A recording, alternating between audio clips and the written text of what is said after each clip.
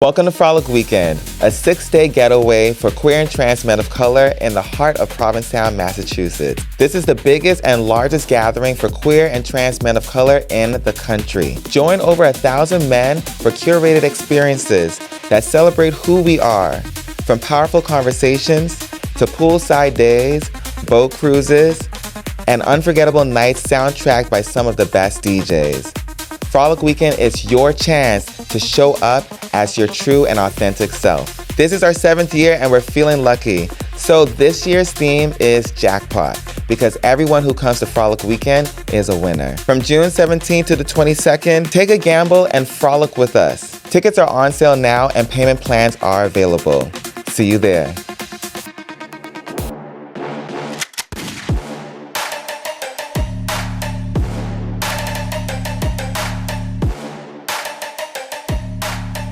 Hi, it's your host, Mr. Dominus of Frequency Podcast, and today we have a special guest with us, the one and only ultimate dating expert, J Lamar. How are you doing, baby? I'm good. How are you? I'm doing good. Tell the people about yourself. Tell them who you are, what you do. I am J Lamar. I am a dating coach and matchmaker. I've been a dating coach and matchmaker for the past 11 years.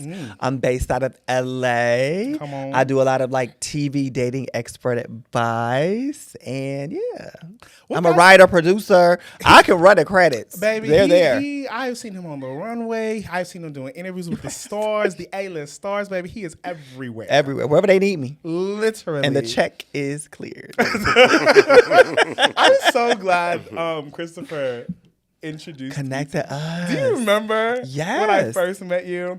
And I remember you were so enamored with the fact that I was in a polyamorous relationship. We talked about that for hours. Yes, we we talked about did. your poly relationship for hours. We met. We have a mutual friend that I used to go to church with. And he's doing so great. Yeah, Chris is killing it. I went out to LA and he introduced us, and I remember meeting you at the dating expert, and you were like, "So you got 2 niggas?" And I was like, and that was not the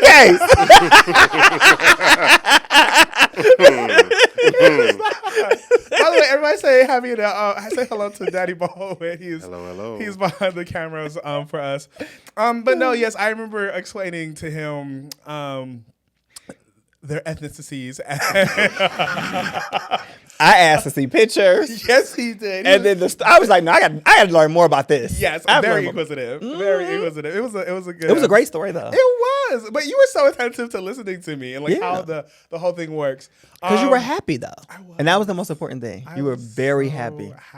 I've been very fortunate in my dating. Like I've broken up with people. You know, I had my first ex, I think like 2 years ago. Really? Yes. Outside of I have not really had an ex because, you know, Ed passed away. Yeah. And then I stayed with high school. And then we like dated people but didn't get in relationships. So the first person the first gay person I had an ex was the guy I was dating in Atlanta when we broke up. Really? He thought he could say the N-word to me. Yes. And he wasn't black. No, he was not. How did that end? Tell us the Oh, story. immediately. Absolutely. Did I ever share this story? Yes. I did? Not on the podcast, though. Oh, okay. I'm turning this other host. Absolutely. I hope he hears about this too. So we had met him when Haskell and I were going through trying to figure out what we wanted, right? And we ended up meeting this older daddy. Because, you know, I love me an older daddy. You love you a daddy. I love me a daddy. You put daddy in front of you. Okay. The name you want him, and you get him. Now I'm starting to look like one myself. Ooh, little daddy. Little daddy. Little daddy. Papacito. Okay. You know, they all think I'm daddy until they hear me talk. I look like one, and it's like, hey, girl, how you doing? I'm a butch queen, okay? Down. Okay. Down. Yes, baby. Down. You are a butch queen. Down. Absolutely. So we meet him, and he's very much aligned with me. Kind of find out later that Haskell didn't really like him that much. And him and I started dating. But this man... Before you get into that, Go so ahead. does he meet everybody that you date? Is that like a requirement? Who? Haskell. Eventually he does. Okay. Yes, eventually he will meet them if I think they're significant enough to start dating. Okay. But we dated him together, this Okay. guy. Okay. And so we started to started dating, and then we started arguing a lot. Haskell and I were arguing a lot because we were still getting over what was going on with Ed. Yeah. So he realized, hey, we don't need to be in a relationship together. But him and I stayed in a relationship. And it went really well. He taught me a lot. I will say he taught me a lot about relationships. He taught me a lot about sex. Now, how old was he? He was in his late 50s because he had just broken up with his husband, but they were still living in the same house, and they were going through a divorce and trying to figure out how they were going to sell the house. Were they poly? No, they weren't. They were just open monogamous, open non-monogamous. But a great perk to dating him was he worked for Delta, so your boy got to fly everywhere. You know what? Yes. Yes. He put me on his flight benefits, and he was flying me around the world, literally. Oh, is this the daddy that I met here? The one that came up? Yes, he did come up here. Yes, you did meet him. Okay, because I was like, oh, wait, flight benefits. Yes. I remember this. Yes, that daddy. So, he, we never had any like racial issues. Like he was I vetted him very well, and we ended up talking about me coming down there one weekend. So I pulled up. I took the train. I took the plane flight down to Atlanta. I ended up coming back, and I take the MARTA to his house, to his new apartment that he's in. And he strolled up to the MARTA and put the window down, and he was like, "What's up, my nigga?" And I was like, "Oh, hell no." I said, "What the fuck did you just call me?" He's like, "Oh, I'm just joking." I said, "We don't fucking joke like this." This is 2 years into our relationship now. Wait, this wasn't during an argument. This was just like he picking me casual. up, casually just picked me up from the MARTA and said this. Did the nigger, did it have an R on or A? It was an A. Oh, It was okay. an A. And I was just like, Does that make a difference? I don't think Not it much. does. Not much. Not much, Not but it much. may. Don't. It really fucking don't. Either I'm gonna pull your hair or pop you. That But part. that's what I'm saying. I'm gonna pop you if you got the R. If you got the A, I can just pull your hair. Hey, he ain't had no hair to pull, girl. I had to pull his beard. Okay, shit. He was bald as shit. But we ended up not like that set the tone for the weekend. And I explained to him, you cannot say this, and he's like, No. well, I thought I was like, no. So I ended up going to go fuck another friend of mine that was in Atlanta for the weekend. This beautiful Brazilian bear. Oh, he was so hot. I actually texted him 2 days ago. Look at you having flashbacks. I could tell by the way you swallowed. It was good. He's a huge, dick, big-bellied bear. Oh, amazing Brazilian guy. And I go fuck him, come back to the house. And when I get back to his house, his landlord is there. And his landlord is him just having a conversation because he knew the landlord, because the landlord is the guy who owns the house and ended up helping get into the house. Mm-hmm. So I walk into the house. I'm still on edge from what he said to me, but the landlord looks at me and he's like, "Oh no, we're being robbed." And they're both white. And I was just like, What? I looked at Hard and I said, "Are you fucking okay with him saying this?" He's like, Was he joking or was he serious? and that's what I asked Harden. I'm like, I said, "Are you fucking serious?" And he's just like, "Oh, he's joking." And the white man looked at me and said, "No, I'm not." And he's like, "It's my house. I can say whatever the fuck I want." And I looked at Harden and I was like, "Oh, so you cool with this?" He's like, Must have He was been. like, "Nico." And I was like, Were you the first black man he dated? "No, I was not." And I said, "Bye." Packed my shit up, got everything in a bag, and called my friend Robert. He came, picked me up, and I would stay at his house, and I never saw him again. And you lost them flight benefits too. I sure did. It was worth it. It was definitely It worth was it. worth sure it. was. It was definitely worth worth it. That was probably the only thing I really missed from the relationship. Because was the he was comfortable with that. Oh, 100%. And he was too much of a coward to actually stand up to his landlord because he believed that he was the only place he would have been allowed to live because of the circumstance that he had with his husband. His husband pretty much kind of like got the house, got everything. And he, in his late 50s, trying to figure out himself, didn't have a really good relationship with his kids. And I was like the one thing that he had good that was going for him. But he did not want to lose his house. And he felt like if he stood up against his landlord, he'd kick him out. And I was just like, if you going to stand with your landlord on being racist towards me, bye. So what happens when people are in like interracial relationships or like have interracial sex lives and they like when somebody who is not black calls them the N-word during sex? And is there a kink name for that? Yes. Race play. It's called race play. Race play. Okay. Yes, it actually is.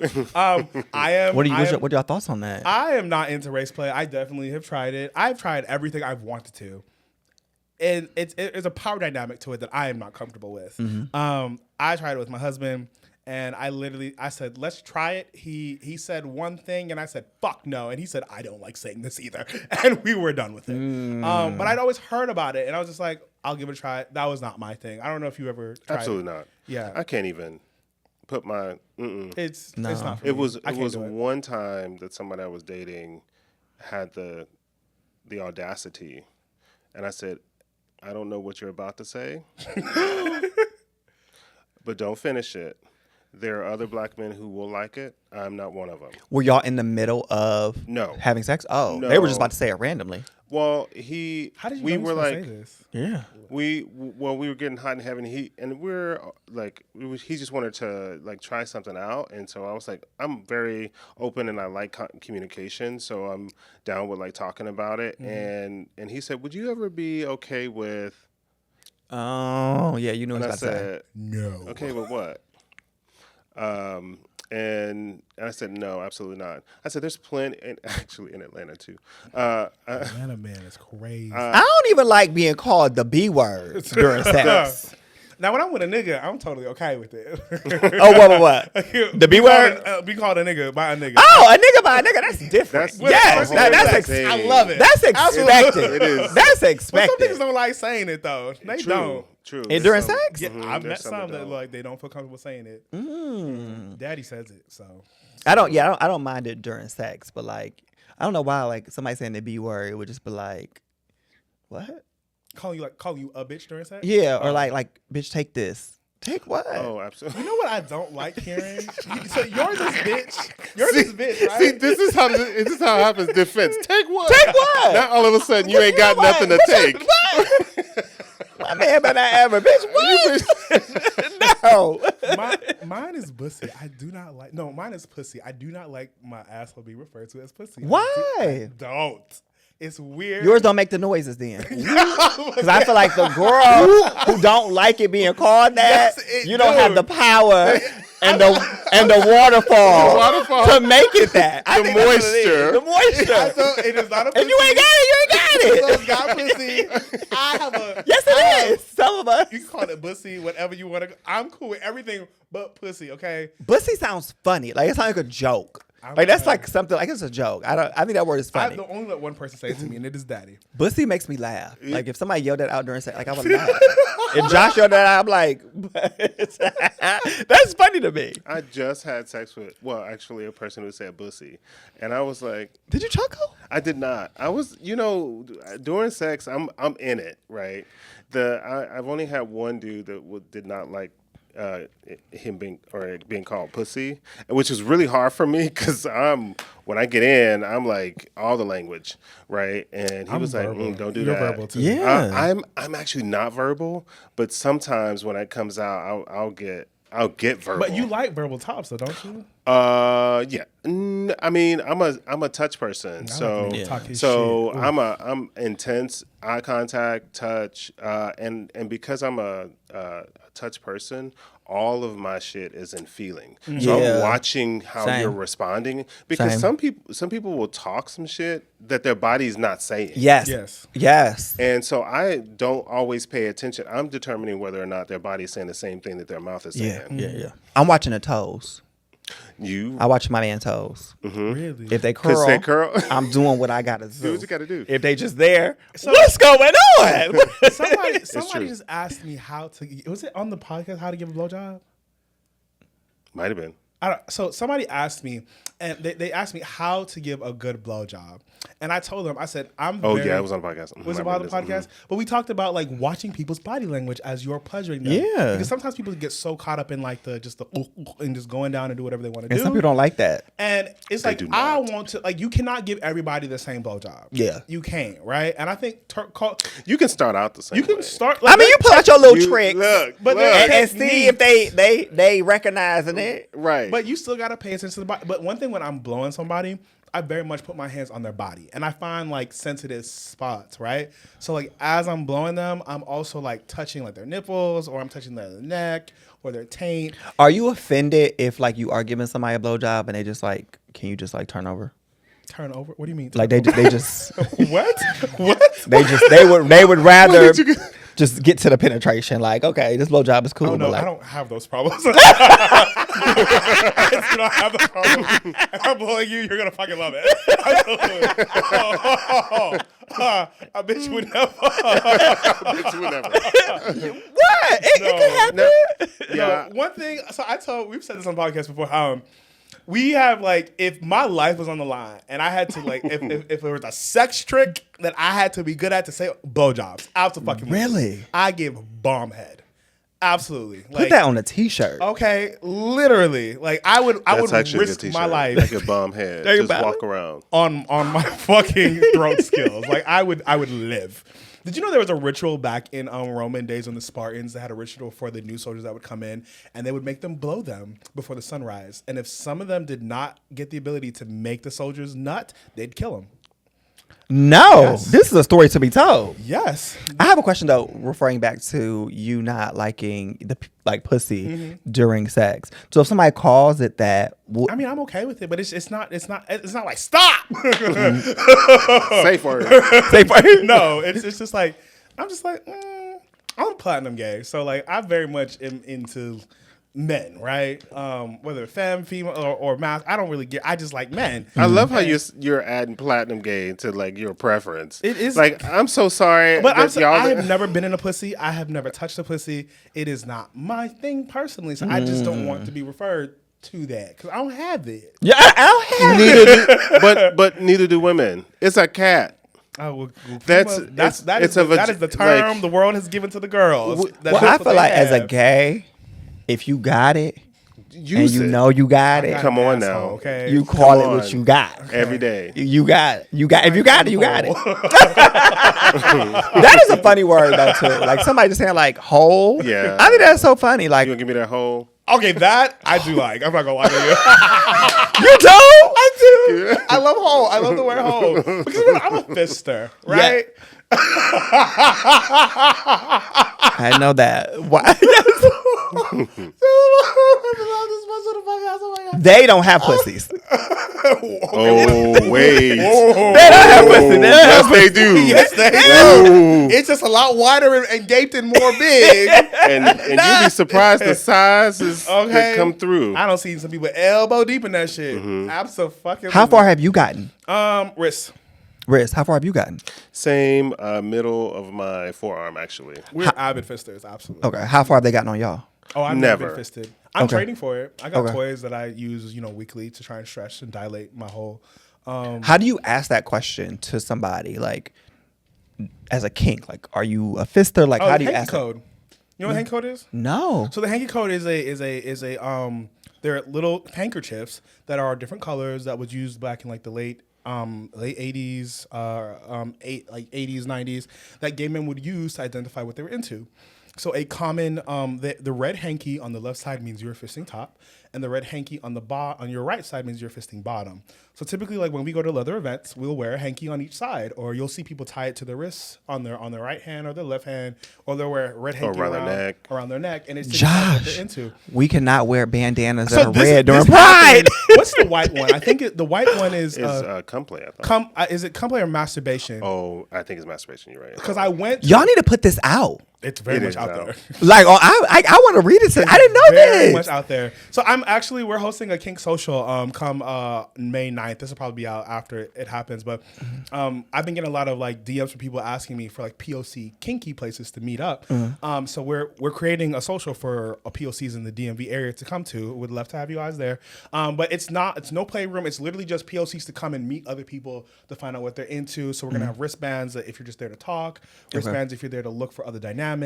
But it's just a safe space for people to come and just be who they are. But What is jack off? jack off, masturbation, right? Bait. Yeah. So I went to. Do you wear it in the same places? So you either wear it on your right side. It's usually back pocket. So right back, left back, or you tie it to your left side or your right side. This is Beat my meat educational. or I'll beat your meat. Yes, Is the white. is the white hanky. So I went to a very Black on the Block. Have you heard about it?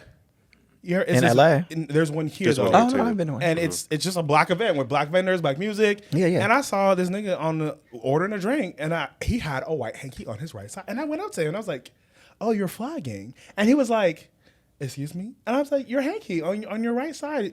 You like masturbation?" Was he straight? He was gay. And he was just like, nah, nigga, this is a hanky. I was like, oh, so you don't know what this means? Yeah. And he was like, no. And I educated him. He was like, I don't think I want to wear this anymore.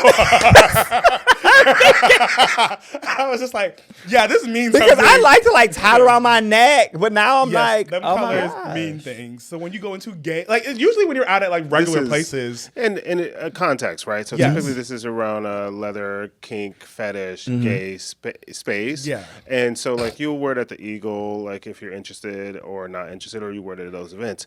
Out on the town, it's no longer really widely done, and it was never really widely done in the Black community, particularly.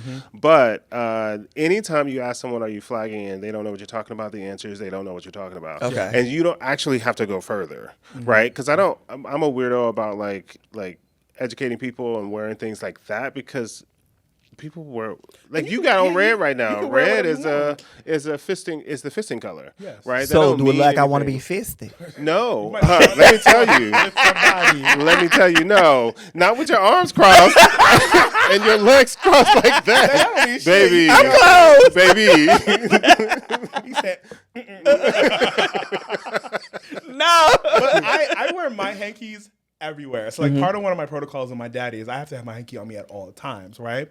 So like when I go out in public, like so when I flew somewhere recently. Was it Atlanta or no Detroit? When I went to Detroit, I had my hanky in my back pocket, and the flight attendant stopped me. He's like, "I know what that means," and he said, "Hey." What color was it? It was green. So my what is green? Hunter green means you're a boy, and Daddy. then hunter green on the left side means you're a daddy. Okay. So it's either you have a daddy or you're looking for a daddy on the right side, and then the one is like daddies that are looking for boys, or they are just a daddy.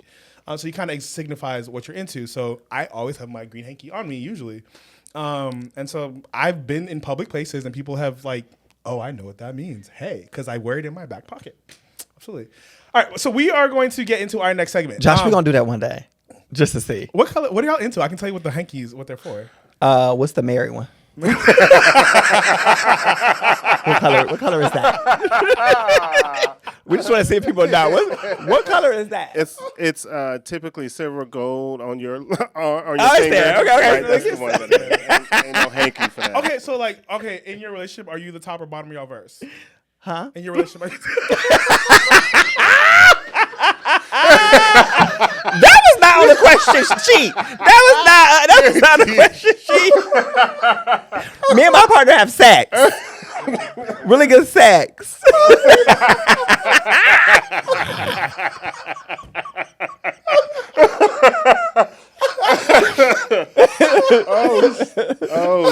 Next question. I'm asking because if you are a bottom, which you guys obviously fuck, on the right side is the receiver, is the dark blue hanky. Okay. And on the left side just means you're the top. Okay. So that's something all gay men do. They fuck. So you just whatever you are. Not all of them do. Side play. You have side play, yes. But for gay men who penetrated, and you guys giving blowjobs, I'm guessing, like there's a hanky code for all these things. So it just tells people, like, so when you go out into those leather spaces, what you're looking for. What you're looking for. And you guys are not looking for anything, so you won't be wearing. Well, don't let me tell you a story. But I was like, you're like married. Married. But one time something funny did happen. Josh and I we were walking down the street in DC and we seen like a line outside of the club. Mm-hmm. And we had some drinks. Club? What was it? Was it the Eagle? Okay. It was the Eagle. Yeah. But we didn't know what it was. Mm-hmm. So we walked in. We in there and we asked somebody to take a picture of us because we thought it was just like a club. Mm-hmm. And we walk in and I'm like, okay, this is interesting. We have on fur coats. Like we had just left. we were trying to just like grab another cocktail. We walk in and I'm like, Josh, look at that guy the way he's looking at us. And I was like, wait a minute, it smells different in here. Poppers. Yeah. And the guy was just like grabbing his stuff and I'm like, Josh, I think we're in the wrong spot. And Josh looked at me and I was like, okay. Nah, he took you down on purpose. I think so. I really think he set me up. I did. Because I'm like, how do you not know that this was an Eagle? Yeah, so you know there's a dark room in there, right? Baby, we didn't make it more than 4 steps. We stopped at the beginning where they sell the condoms, the lube. We ain't even make it there. I'm observant, so I'm like, what are these people doing in here? Yeah, we didn't make it that far. They fuck, suck, dick, all types of shit in there. I wish they would have a sign outside. It's the eagle. It was. This eagle is the sign. I didn't see it. Anytime you see an eagle, there's a playroom. Okay. There's always a playroom. There's somewhere for you. Man, so typically, are you familiar with the history of the eagle? I want to talk about this before. Because there's one in Atlanta. Yes. So the eagles are like changing, but typically in the beginning, when the only eagles that pay homage to like what they used to be, there's the New York eagle that still does. Okay. There's the Portland eagle is very much that. The LA eagle and the Wilton Manors eagle. Those are like your old school eagles, right? The men go there to have fun and fuck. But typically the eagle was a space for people to just kind of go and cruise and practice their kink and fetish and do whatever they wanted to do. Okay. So typically when you go to eagle spaces, that's what you're there for, is to just enjoy yourself. But like there's a lot of men. I've definitely had plenty of sex in the eagle. Absolutely. Fucked, been fucked, done whatever I want to do in there. But that is a typical place where I guess I was so confused because like walking in, everybody was like fully clothed, and I've walked past places. go a little further because it is not a sex club. Okay. The Eagle is not a sex club. It's a club where you can go experience or practice kink, fetish, and feel comfortable in whatever you do, right? So it's actually not a sex club. I think in kink and fetish, there's a lot of sexuality and sex things that go along with it, right? And so it's a safe space to practice and or watch or experience a kink, right? So there's also flogging that'll go on in there. There's a lot of power dynamics that go on in there where there's like daddies, sirs, power dynamics. Oh, okay, yeah. Because you have a daddy, a dom and slash daddy, yes. Okay. And so they'll be there. So if you see somebody that they're collared, wearing a chain similar to his, though that ain't a collar. I haven't earned my That collar. is not a collar. Then Does the daddy buy it? Yes. Okay. or dom or sir or whatever the power you have a dynamic collaring is. ceremony and it's given to you, and there has to be witnesses technically. Really? Yes. Was there a witness to that one? No, that's This is not a regular. Oh, it's regular. chain, Okay, right? okay. But so typically what that's the a collar faux means- collar. Yes. He hasn't earned it yet. No. So typically what happens is If you had a pussy, maybe you'll have it by now. It's a hole. Okay? My hole. Okay. So what it means is like when you have a collar on your neck, that means that there's a dom or power dynamic or sir that has claimed you. And what that means is when you go out in public spaces, if your chain is locked, that means no one is allowed to touch you. That is a sign to everybody else in that space that you belong to somebody. Wow. And usually your sir will have the key around his neck, so he's the one who can unlock it. Now, if you want to play, if someone wants to play with you and they see that you have a locked collar, they're supposed to go to your sir or your dom or your daddy and ask for permission before they touch you. If you unlock, let's say you go to an open place and your daddy's like, you can have fun tonight, he'll unlock your collar so it'll be dangling, right? And it's open, and that is significant. That shows everyone else that he's allowed to play and he can do whatever he wants. Wow. Josh, I'm going to get you a lock collar. And I'm the only one with the key. And it's not coming unlocked. See? There you go. You're first into kinky. I like that. I think it's the jewelry aspect of it. Like Nasty Pig sells a lot of those chains. Or honestly, you can go to the hardware store and get them. Like, I've seen big padded locks and whatnot. But all right, we're gonna get into so today we are talking about dating in a kink aspect with our dating expert. So you love the signs. You love. I love a Zodiac sign. You know that. Loves a Zodiac sign. And I He love talks about watching you it. talking about it. Absolutely. So we're going to go through all the signs quickly before we get into our episode and talk about how kinky they are and how they identify. So Aquarius, right? How you feel about Aquariuses? I have one. Let's see. Oh, he's over here. Yeah. We're gonna read. So kink styles for Aquariuses. They are experimental, intriguing, and unpredictable. You're turned on by what's different, unexpected, slightly taboo, and a little left field. You thrive on a little risk factor, edginess, or something weird enough to make it memorable. Examples: taboo conversations, unconventional dynamics, voyeurism, experimentation, and novelty. That is true. outside of the voyeurism. But yeah, that's true. So when it comes to dating like an Aquarius, like what are some You want me to start? Wait, what is your sign? I'm a Taurus, and he's an Aquarius. What are some like things that you would I can't think.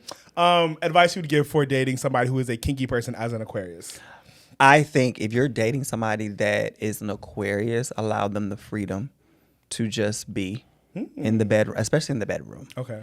I think enjoy what they're putting out, and just allow them to be free. They are not the type of people that I feel like would be like into a restrictive sexual environment. Okay.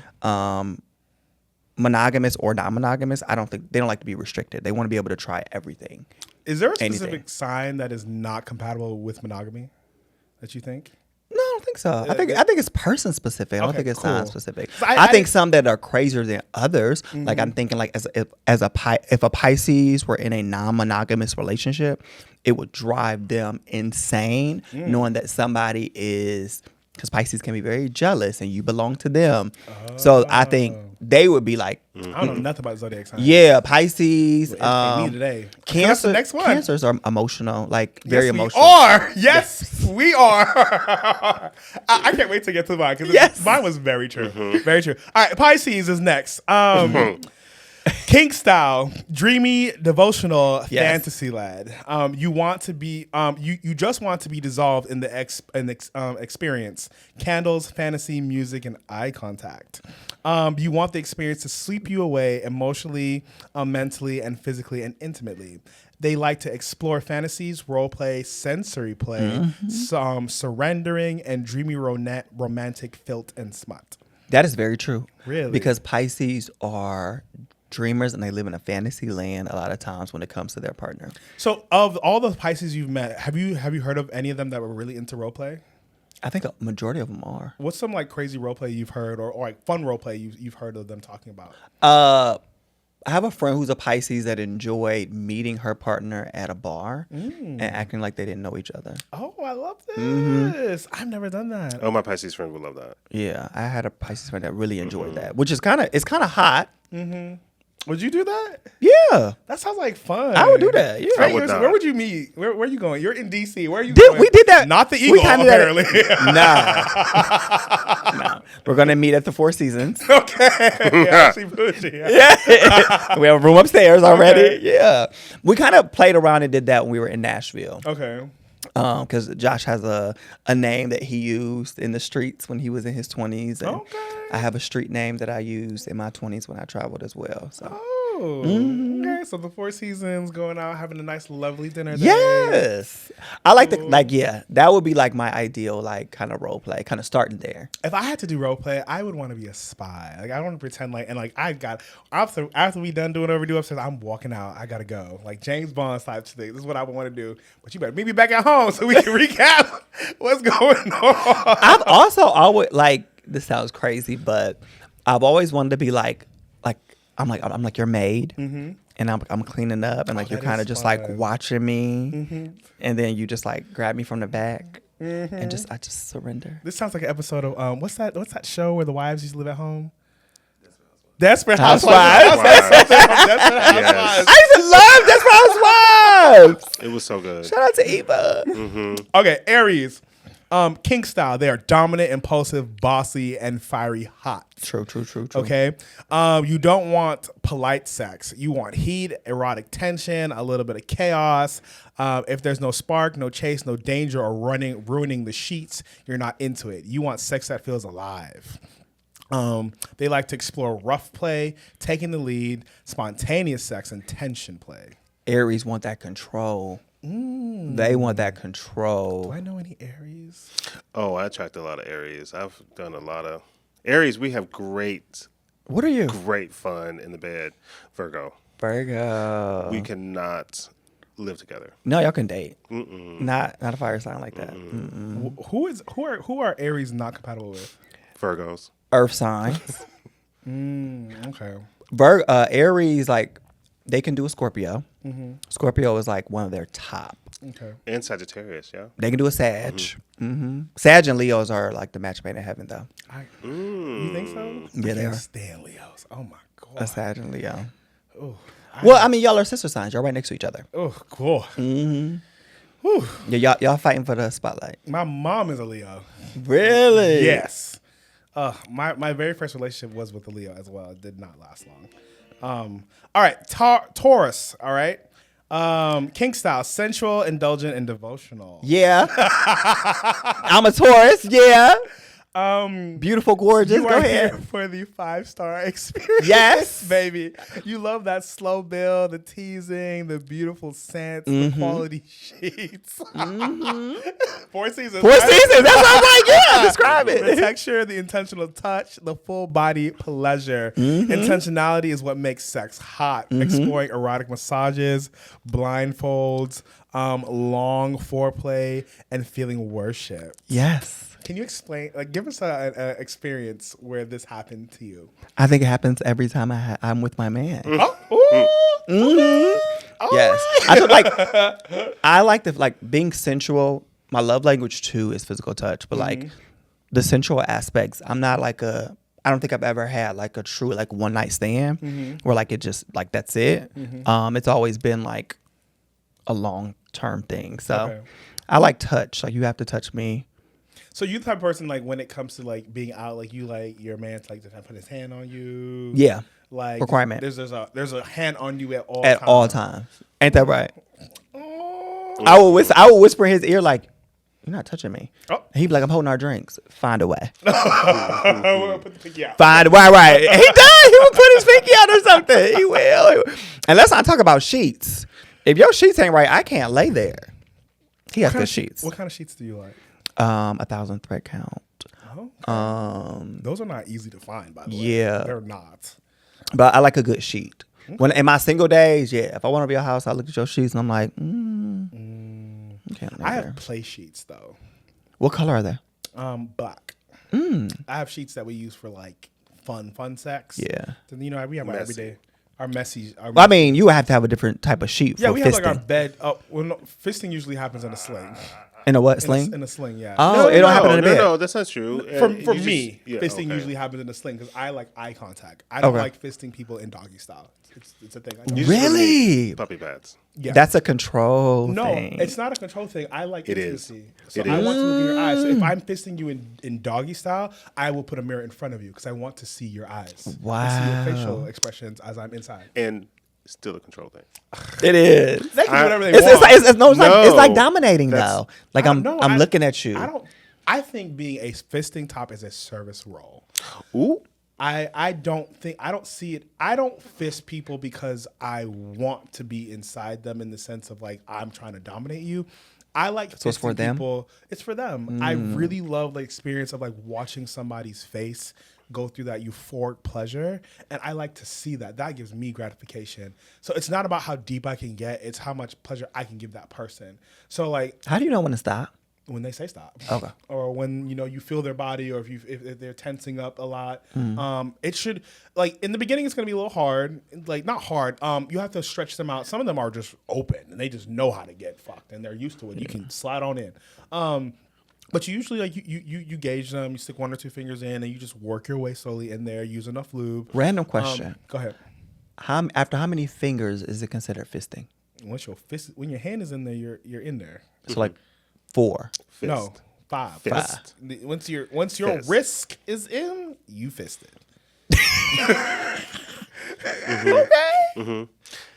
Okay, the next sign we have is we did Pisces, Aries, Taurus, and Gemini. Geminis. All right.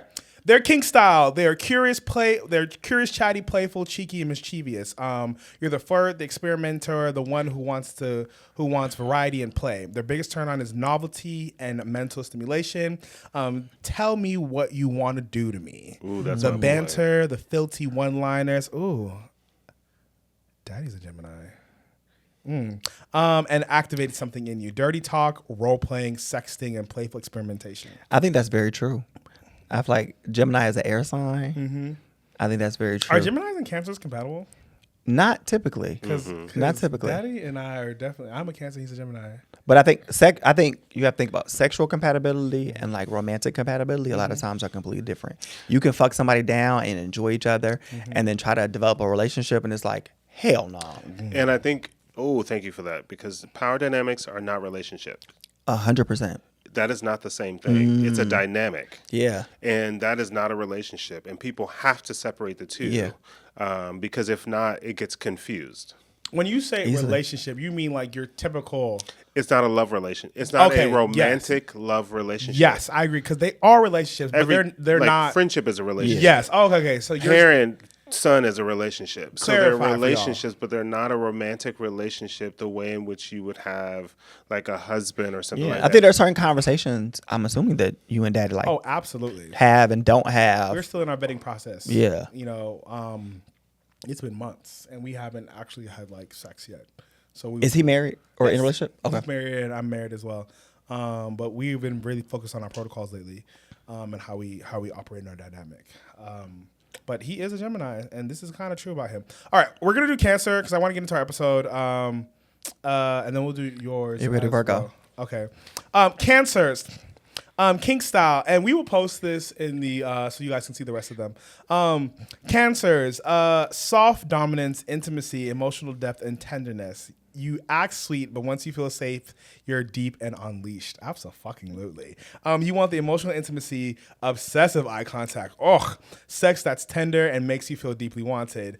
Explore, praise, kink, emotional submission, and tender dominance. This is very fucking true. Absolutely. You read the eye contact? Read that back. You love I love. That's one thing for me. Like when I'm about to like nut or orgasm, I want you to look me in my eyes. Like there's an exchange that happens when you orgasm. For me, and I want to stare your fucking soul. I want pupil eye contact when I'm nutting, because a lot of people are afraid of intimacy, and like when they nut, they either like their eyes roll back or they'll look away. No, I'm looking at your soul. I want to see how your body reacts with every experience.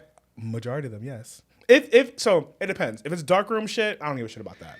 If we're in a dark room, nut, have fun do what you want. But if I'm very demisexual, so if I'm having penetrative play with a one-on-one partner, absolutely.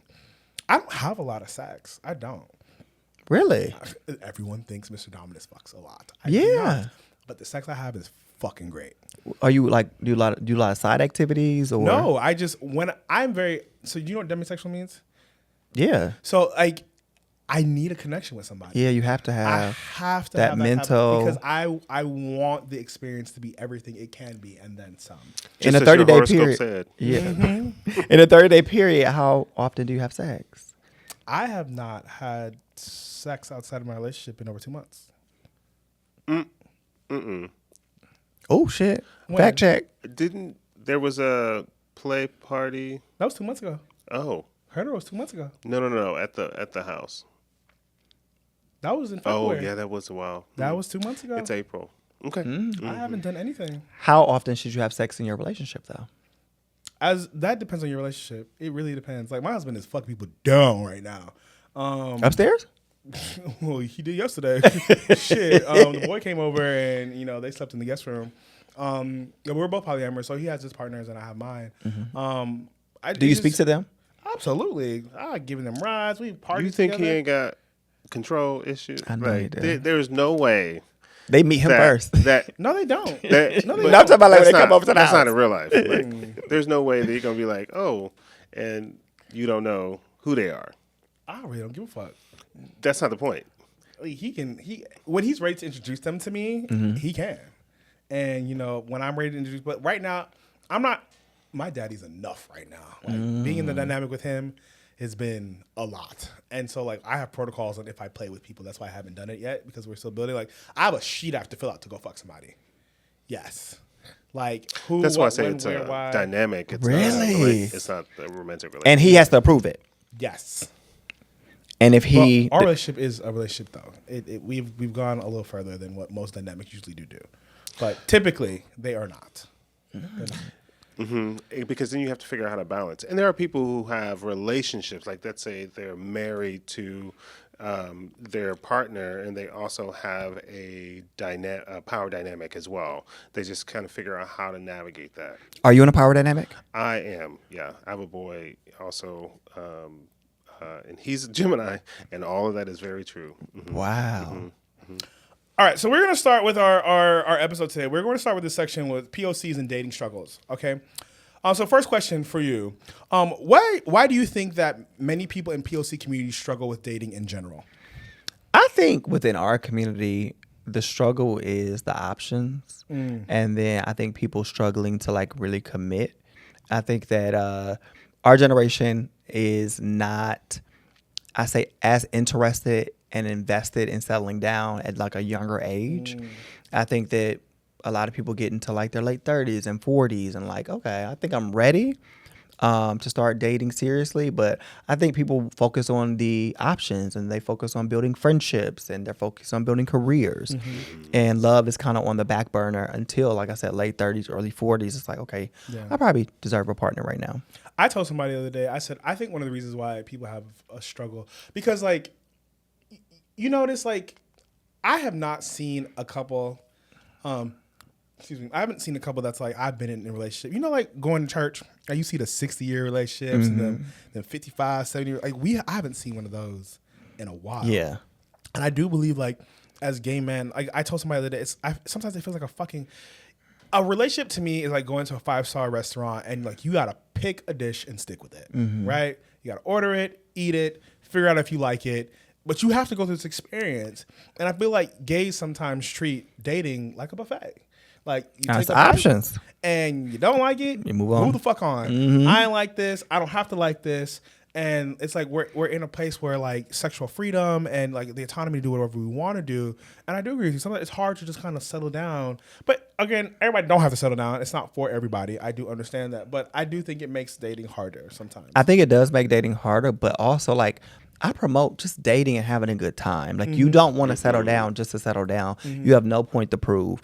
And then when you think about the other relationships that we may have seen growing up, we don't know, truthfully, even with our parents, like we don't know what was going on, you know, until they stayed together because they had to, yeah. Or I mean, as you start to think about some of the things that you may have experienced or saw with your parents or your aunties and uncles growing up, and now you're like the same age that they are. When you've seen those things, you're like, oh, that's what was going on, and you know, and they stuck through it. But then you also think about like I wouldn't have, So, how do cultural expectations, family, religion, masculinity impact how we show up in dating?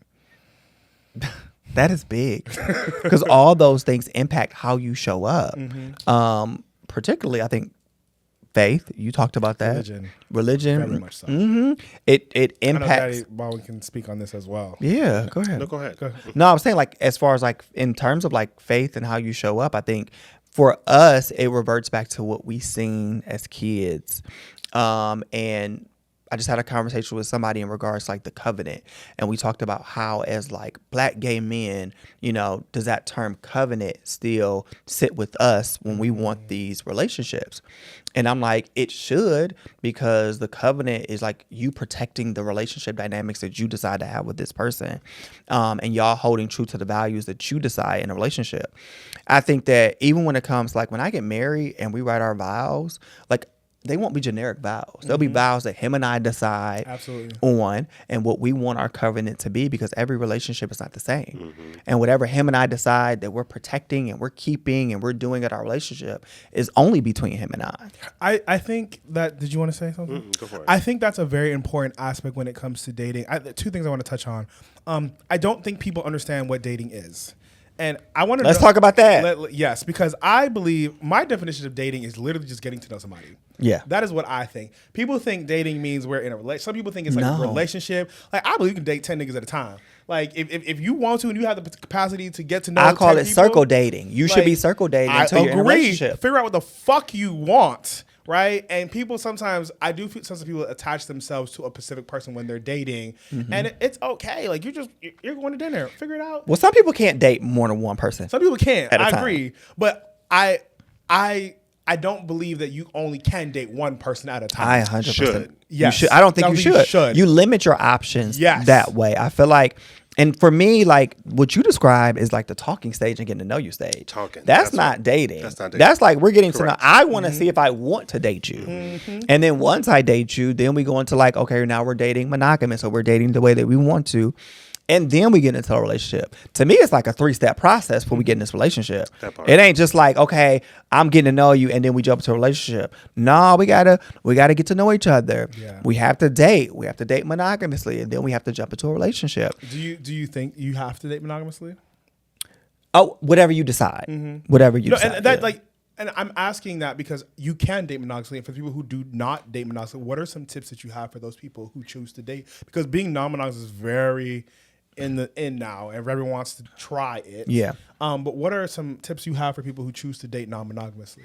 I think first, I think you should get to know the person once you get into that relationship and understand the dynamics. But after that, you establish the rules of that relationship. It's completely up to you and that person what y'all want to do. I have a couple friends that have been together for 10 years. They were literally open within the first year of their relationship because they laid down rules. This is what we're going to do. This is how we're going to do it. And they've done it for 10 years and it worked. I love that. And the other thing you said before. Are you in a non-monogamous relationship? I'm not in a relationship at all. The other You said that so aggressively. Oh, look, when I tell you I'm so proudly single, and it's not because I don't want a relationship, but I'll give you the real deal.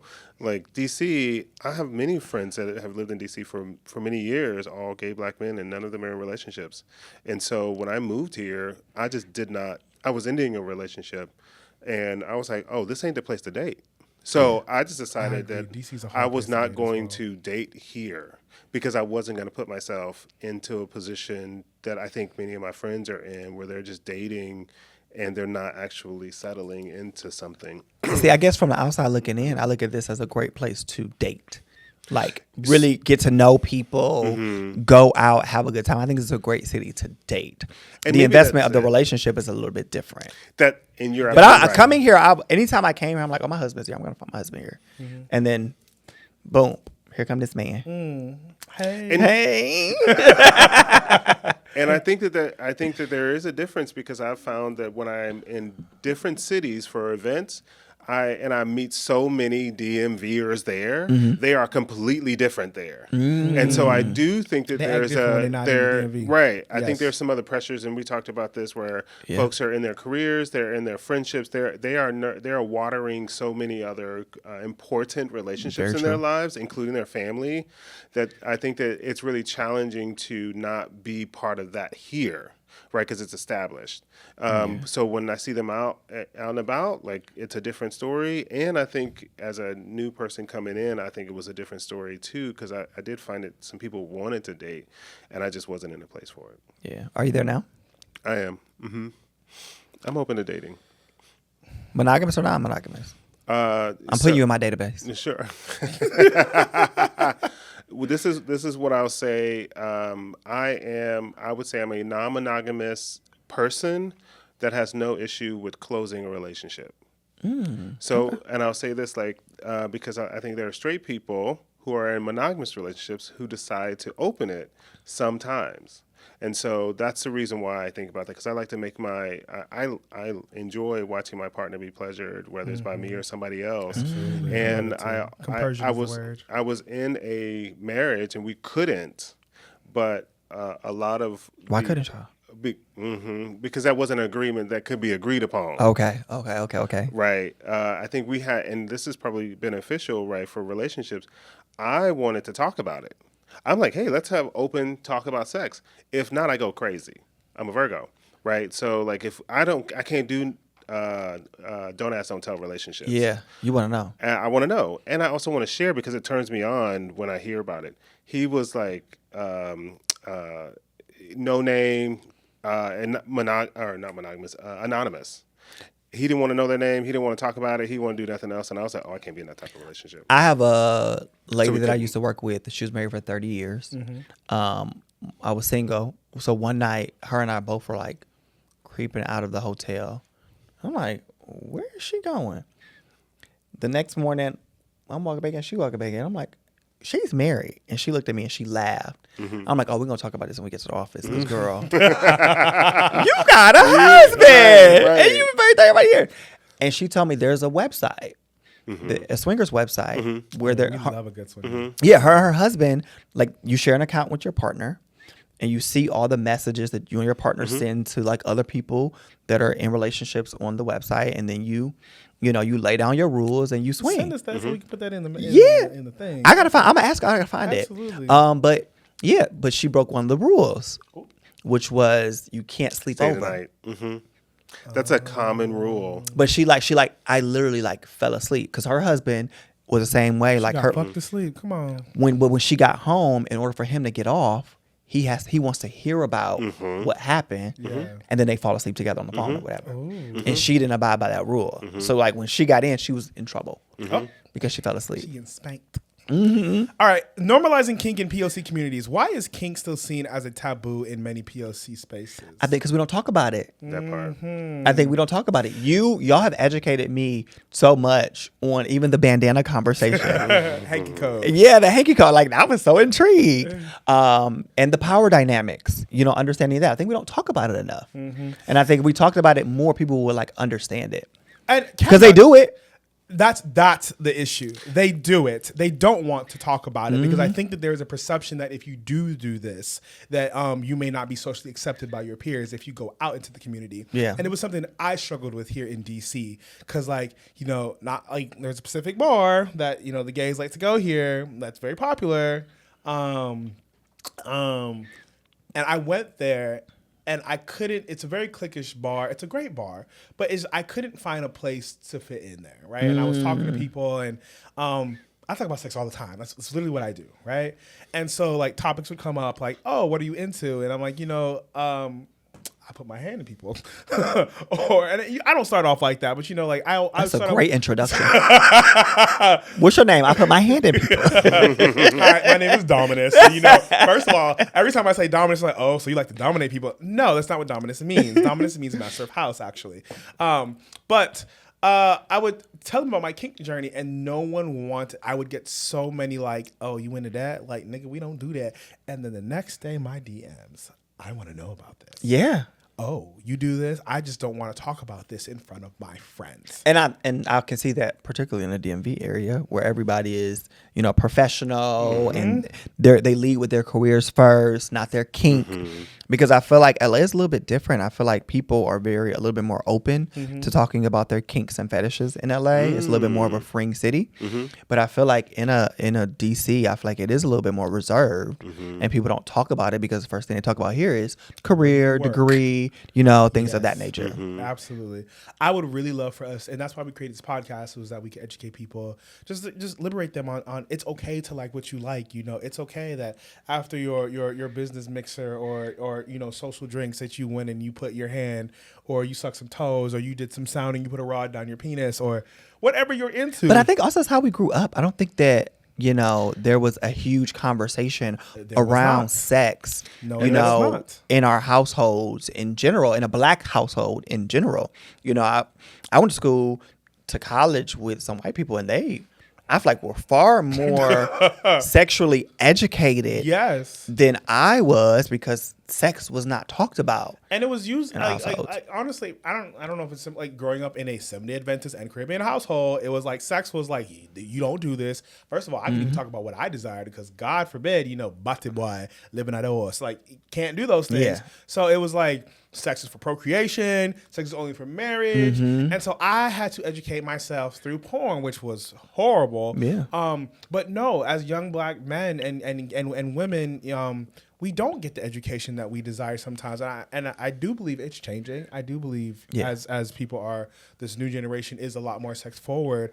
But I feel like there's so many oppressive tendencies from what we were taught as children that like I talked about this with you the other day, Baldwin, why we do not have many black doms. You remember that conversation? Yes, I don't. Okay. But I mean, I think we do have black doms. We have black doms, but not as many. And I've met a lot of black doms that just aren't openly out because they're not comfortable with just being in the community. Yeah. Because they desire these things. They want to flog people. They want to be in dynamics, but they're not okay with socially accepting that this is something to talk about. Or and it's also really challenging, right? So back to the growing up. Folks didn't talk about sex. You knew what somebody was doing. You knew aunties and uncles was always talking somebody's business at the table. But absolutely, but you couldn't talk about it openly. Yeah, and I think that's grown folks' business, but it's also not my business. You talk about it behind the scenes, and I think that's the same thing. It's a community thing. Even though we are, let's say, gay men, if we're only talking about those groups, we still do the same thing. There are plenty of relationships out there that are monogamous that I know. That the community knows that people are in the streets. Yeah, I think our generation as parents, I think that we're a lot different because we're open to talking about that because of the sexual health aspect of it and wanting our young children to, talk to us. So if we can help them get on PrEP or we can help them get Discovery, we can help them get like all the different things to make sure that they're good, and they're practicing safe sex. I have a question for you. And I think that's just to add one more thing about language, right? It's one of the reasons why we said freak and see, right? Because in truth, we everybody will say, I'm freaky. But freaky how? And I remember asking this guy, he was like, oh, I'm freaky. I said, well, what'd you get into? And he was like, I like to get fucked, but I like to get fucked. And I was like, okay. Oh, okay. That is a freaky way, right? Was it DL? I didn't know. We didn't get any further than that because I was ain't that normal? Push out because it's just a thing, right? Pushing out is freaky. I think so. I think that's a level of freak. It is. I agree. And I think that's a kink. I 100% agree. Sure. But and that's not nothing you do every day. You be pushing out.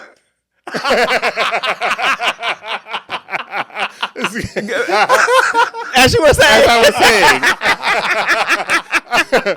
I mean, like, it's just language, right? So like feet. I mean, feet is super popular. Yeah. Right? And some people just think that's freaky, right? But actually, you kind of have a foot fetish, right? And that's okay. I was talking to this other dude, and I was like, what do you like? The summer's coming. It's getting warm. He said, I'm excited for sandals. I said, I bet you are. Right? It's like that kind of talk, and you can get into so many more things if you have a language and you know that other people are into it. Yeah. And it doesn't feel like you're alone. And that's what we want to one of the reasons why we wanted to do this is to give people language for it. Yeah, I have a friend who's turning 30 this year.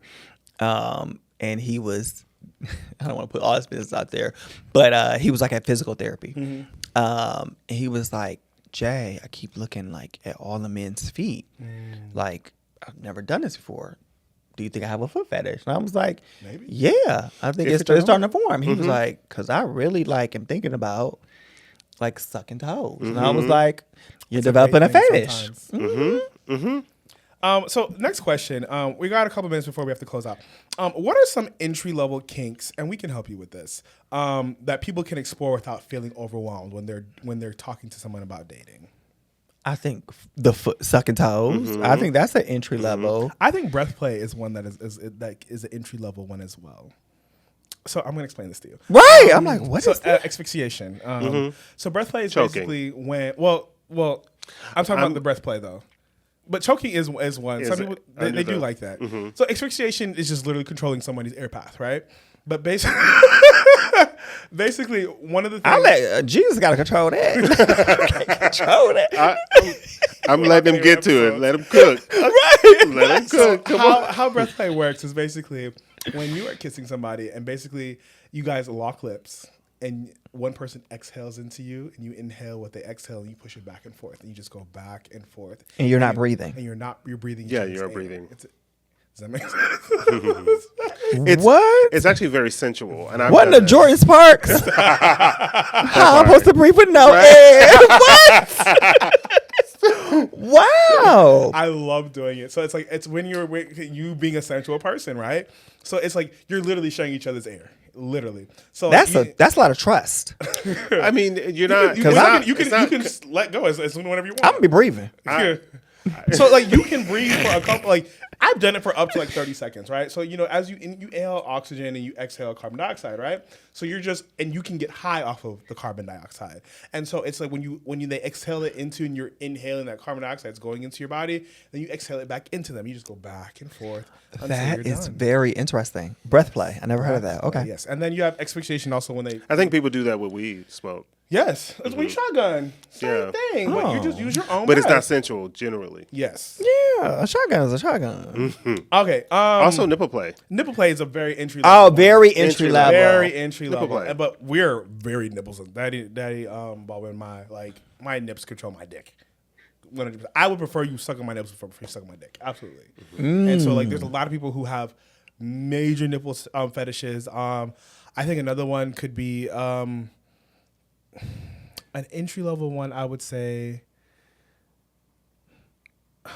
some impact play with like hand spanking. A lot of people do like it. I'm not gonna say flogging. That's not entry level. But I would say like hand spanking, like on the buttocks.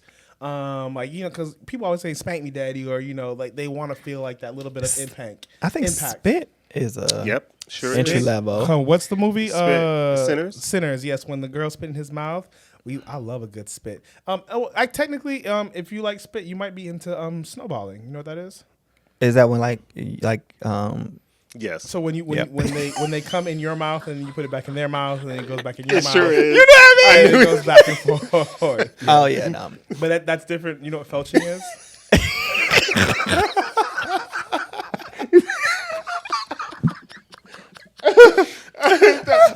No. Nut makes my stomach hurt. I don't know why it makes my stomach hurt. I need a kombucha right now.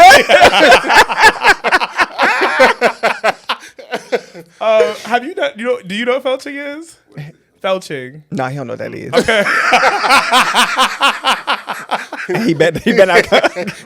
Tomorrow we're felching. What? No, we not. No, we're not. Oh, actually, entry level kink also baiting. Dating is an entry level. Yeah, kink. people call it side, but it's an entry level kink. Everyone masturbates. That's Everybody does. But there are bait parties that are just for masturbating. But felching is when you come into an orifice and you eat it out. You do what? Felching is when you come into an orifice. So it could be the vaginal canal, it could be your mouth, or it could be the anus, and the person who has put it in there, they eat it out of you. It's called felching. Oh. Yes. You don't have to. But a lot of people do this. And You felch? No. I do. I love felching. No. Absolutely. Once it's there, it's yours. Period. It's. I don't need it. I don't need it anymore. You're welcome. There's your prize. Look, you worked hard for it. Keep it. I don't need it back. Okay. All right. What happens when one partner is more kinky than and the other one isn't? How do you navigate that? I think that's just like being with somebody and they're a little bit more spontaneous than the other person. I think it's just like a great spontaneity and kinky. I think are still different, but cook. But I think that gives you the opportunity to learn from that person. That gives a person the opportunity. A relationship in general is going to bring you out of your box. 100%. It's supposed to. Because you're learning that person, you're going to grow with this person. So no matter what, you're going to come up out of your normal box. So I don't think nothing is wrong with somebody being more kinkier than the other person, as long as that person is willing to allow that person to be kinkier with them. Yes. Yeah, cool. So yes, and so one of the things you said on your Instagram page the other day was, and we talked about this before we started, was people prioritizing their sexual needs when it comes to relationships. Yes. Can you speak on that a little bit? First off, you need to talk about that from jump. If you want to talk about like, when do you talk about positions? When do you talk about kinks? That conversation should be within the first couple conversations. Get to know that person. Yeah, when your birthday? What's your Zodiac sign? What do you do for work? Okay, sexually, what do you desire? Because that for everybody, I'm not even gonna say some people, what that person prefers sexually is either gonna make the relationship or break the relationship. And we don't have to fake it. If you're into being a top and you meet somebody that's another top, you know it's not gonna work because that's not what you want.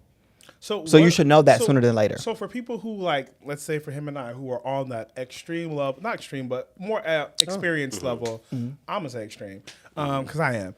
on the extreme level of dating, when is a good time you think for somebody? Because there are so many POCs and specifically Black people who are into so much but are afraid to release it. Do you think it's okay to like just pull your dick out, like proverbially, and just say like, "Hey, I'm into A, B, and C," or do you ease them in with like a little bit and gauge how they react? I think it depends on the level of kink. Like as we talk about like the entry level kinks, I think that So everything I've told you, like, what am I telling the person first? flinching. You felt, I flinched. I feel like with something like that, I think that's a conversation that happens like gradually. Oh, okay. Because I think it's something that you have to educate them on, and they may be willing to try with you down the line. Because I also think that there are certain kinks that you're not going to like automatically just want to do or want somebody to do to you within the first 90 days of y'all getting to know each other. Like, for me, is sounding. Most people do not like doing that. What's I that? haven't. It's when you stick a metal rod in your urethra and you hit it and it vibrates. Yes. Look, I ain't did it, so I don't. Love it. I have the things for you. By the way. Yeah. Where do you get the metal rod from? Amazon.com. Okay. Or sex tour. Or sex toys. Yeah. And you reuse it? You have to sterilize them after you use them, so you boil them to make them sterile. Then you have to get medical grade lube. You can buy it from Amazon as well. Wow. I use it all the time. I love it. I'm an avid fister. I reached 7 inches the other day into my urethra. The point is to stimulate the prostate. Yeah. But you can also masturbate with it while it's inside of you.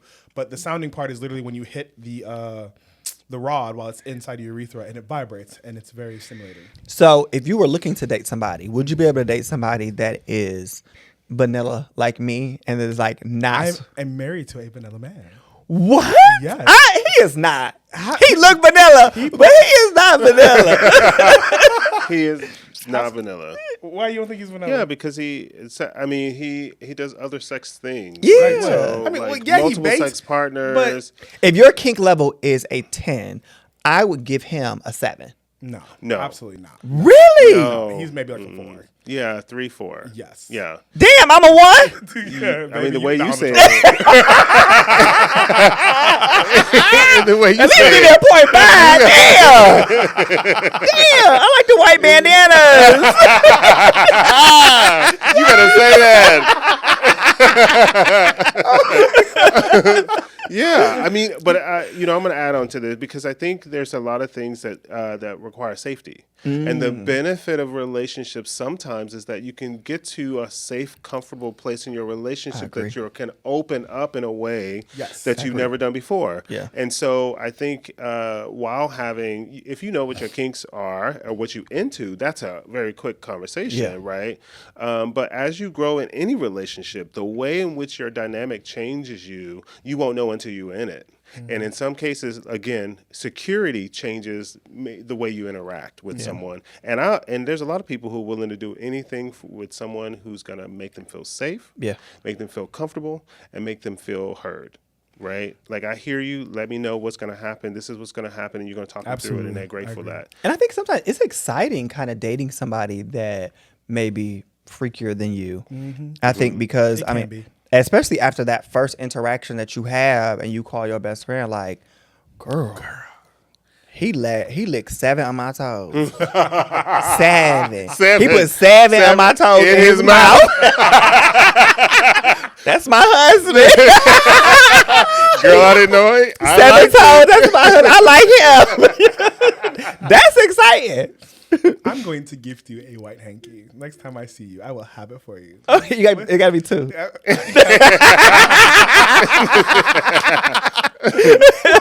I will gift you 2 white hankies. Okay, so we are going to close our episode. Thank you so much for being here. Thank you for having me. The message today, we really want you guys to understand. We want you guys to be open when it comes to your kink relationships. We appreciate you for being here and giving us your dating expertise, how to navigate being in a relationship with a kinky person. Yeah. It's not always the easiest, but the takeaway is that you have to just be open and somewhat vulnerable with your communication. Closed mouths don't get fed, and if you don't say what you want or what you desire, no one will know about it. So we do appreciate you for being here. Thank you for opening up this space for me. Thank you. We've been trying to get you on the show for a minute. For a long time. That's been a minute. You know, bookings have been crazy. Right. But I think Thank you it's for making the time to come. I do appreciate you. yeah. Thank you. I think this is an exciting thing to have for the community to talk about kinks from a POC perspective. Absolutely. And this is such a safe space. We kiki, had a good time. But I think that this type of conversation needs to continue to happen. So thank you for being, you know, a path maker and a mover and shaker and making sure these conversations happen within our community and make people feel safe to have them. Thank you. Especially people that are dating. They got to hear, and the married ones too. And the married ones too. You know, it's funny. So many relationships end because somebody hides what they're into for so long. And they get into like their 40s or 50s, and it's like, you know, I like A, B, and C, and you know, I have been withholding this for so long, and no one deserves to have their desires or their pleasures withheld from them or to experience them due to the inefficiencies of what they believe their relationship can or cannot give them. Talk about it. Did you watch Black Mirrors? Yes. Do you remember the episode when they were fucking in the video game? Yes. And like I thought the relationship was going to end. They found a compromise. He got to fuck his friend in the video game, and she got that one night out. And I want that's what relationship is, compromise. Because your sexual compatibility does not align with your partners does not mean your relationship has to end. It does not.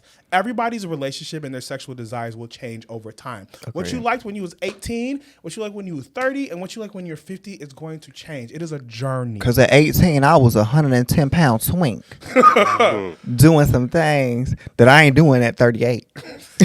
Sure ain't. The knees ain't kneeing like. My legs don't even go back all the way there no more. It's a lot of hips over here now. Apparently, no.